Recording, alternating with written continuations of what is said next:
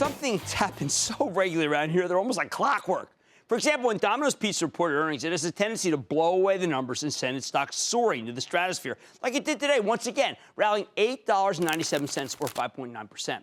What can I say about Domino's? Here's a stock I've been pushing for nearly 7 years. Ever since it was at $10, it's now at 161. Management just keeps delivering. The world's largest pizza chain just reported a strong 7-cent earnings beat off an 89-cent basis, higher than expected revenues, rising nearly 17% year over year. Spectacular same-store sales, up 13%. I thought it was a typo domestically, up 6.6% overseas. That domestic same-store sales number was downright astonishing, frankly. So can the stock keep climbing? It's up over 11% since we last spoke to the CEO in July. You know what? I think it does have more room to run. Don't take it from me, though. Let's check with Patrick Doyle. He's the CEO of Domino's Pizza. Hear more about the quarter and his company's prospects. Mr. Doyle, welcome back to Mad Money. Thanks, Jim. Appreciate it. Pat, I don't know. I mean, typically I was going to say, that I just got to ask you, how did you do 13? No one does 13. It was a terrific quarter. And, it's about the power of momentum, but it's so much more than that. I mean, it is great digital, great analytics, terrific pizza, consistent value. The store is getting re-imaged, but at the end of the day, what really drives it is our franchisees and our store managers executing.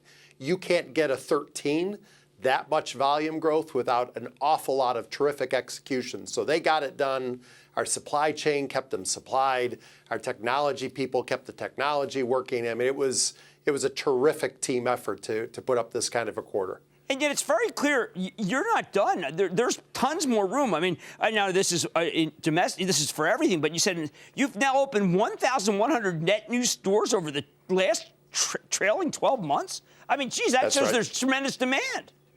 Yeah, there sure is. I mean, the return on investment on a Domino's store is great right now. So we're getting terrific builds both domestically and internationally.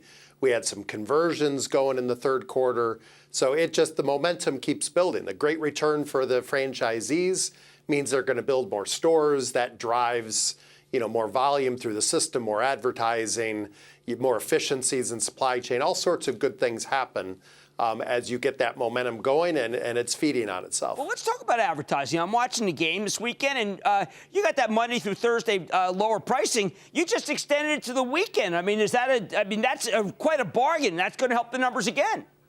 Yeah, it should. And, now that we've got our stores mostly re-imaged, they'll be completely done by the end of next year. We're proud of how our stores look. We want to get our customers to come in and see them. So we're giving them great value for this carryout offer as well. It used to be Monday to Thursday, extended it the whole week, and clearly it's been working for us. The most impressive line I thought in the whole conference call was 36 blasts. Tell people what that means. So 36 blast is just the most basic, off-tackle football run. And all it means is if everybody is executing their job, if everybody is doing what they're supposed to be doing on the team, it's very difficult to stop. And frankly, it's working for us, so we're just going to keep running it. We're not getting off doing, any short-term offers that aren't going to really add to the overall experience for the customer. We're working on long-term permanent improvements to our customers' experience. And while that's working, we're just going to keep running the same play. But it's important to point out also that you just said, look, the category itself only growing 1% to 2%. I mean, so this is just unbelievable. It's not like you necessarily have the wind at the pizza back. It's just some things you guys are doing. No, that's right. I mean, this was all about share this quarter. The category is growing a little bit, but, order counts are probably flat in the category, getting a little bit of ticket or pricing in the category. So this was really about share this quarter, and I'm proud of the team. They really out-executed versus the category, and that's what's driving the growth. I think it's important to point out that you said that the technology, I mean, when I listen to a Domino's call, I'm hearing about partnerships, Apple, Facebook. It's not like you're partnering with other restaurant chains. I mean, you are really doing some serious technology partnering right now. No, we absolutely are. We absolutely are. I mean, it is where customers are spending their time. We've got to be there for them. We've got to make it easy for them to order from Domino's. The latest thing we rolled out was ordering through Facebook Messenger.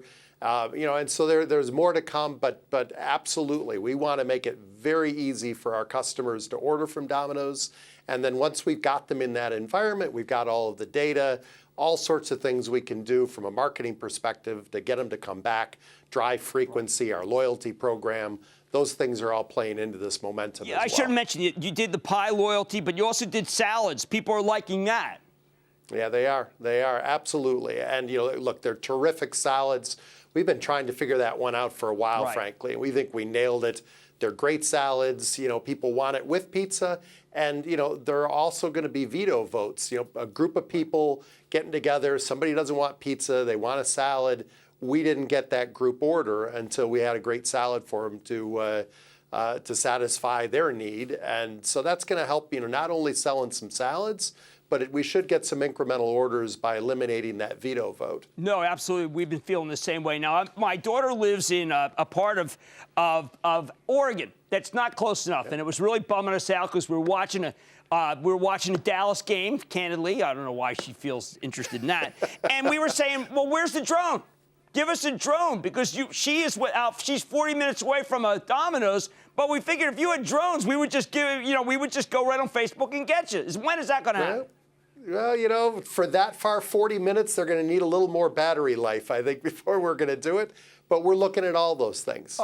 Delivery is clearly going to change over the next, 5, 10, 15 years. There's no question we're going to have changes in delivery and how that works. But all right, the last thing 40 minutes out, there's a while. No, we got to get it. You got to solve that. The last thing I mention is that it really is true, Pat. People want to stay at home now. We've just been hearing from everybody. You stay at home.